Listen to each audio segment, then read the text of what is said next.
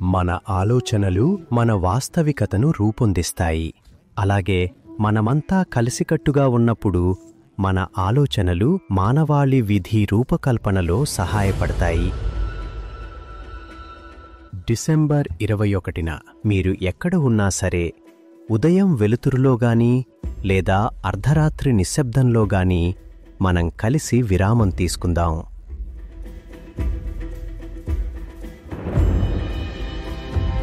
భిన్న దేశాలు, విభిన్న కథలు, భిన్నమైన జీవితాలు, కానీ ఒకే ఉద్దేశం — శాంతి. కళ్ళు మూసుకుని మీ హృదయం వైపు తిరగండి.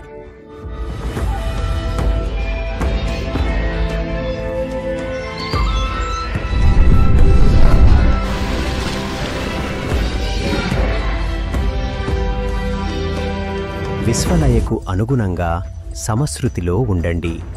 లక్షలాది మంది ఏకమవుతున్నారు. ఇది ధ్యానం కంటే ఉన్నతం. మనమంతా ఒకటే అనే ఒక జ్ఞాపకం. ఒకే ప్రపంచం, ఒకే హృదయం.